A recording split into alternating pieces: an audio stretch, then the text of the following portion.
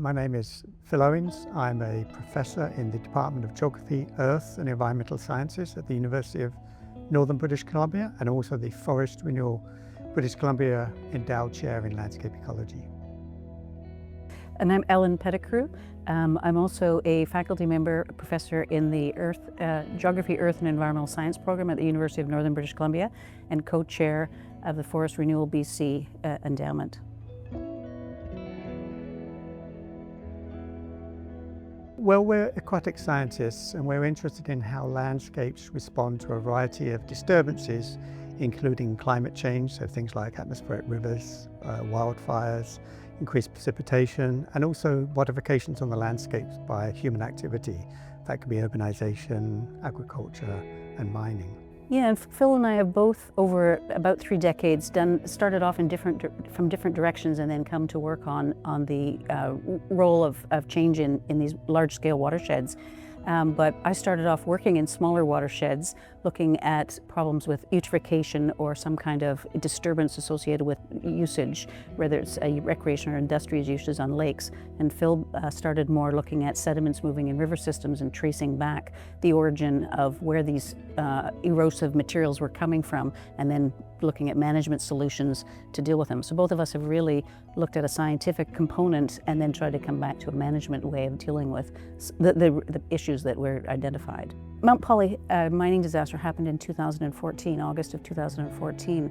And we were already working at the field station, the Quesnel River Research Center. When it happened, we were there and able to deal with it. We had graduate students in place. That it happened at 1 o'clock in the morning. We were able to get on the lake that afternoon and start some sampling. And one of the ways we've been able to contribute to that is because of the fact that we had an understanding of how that watershed functions through the work that we had been doing for the decade prior to it. We were able to provide some new insight to how the mine tailings spills were going to move within that aquatic environment. And then because of the fact that we've been monitoring it over this 10-year period, again, we've been able to document the response to the environment, particularly the lake and the aquatic ecosystem, and provide that back to the local community, who otherwise really don't have the resources to understand what's going on essentially in their backyard. So that's been we feel, a major contribution to the local communities. And we must recognize that the University of Northern British Columbia played a big role in that by supporting us over the 10 years and providing us with initial funds, because to get that project up and going on the day of the spill, required a lot of infrastructure and support, and the university stepped in.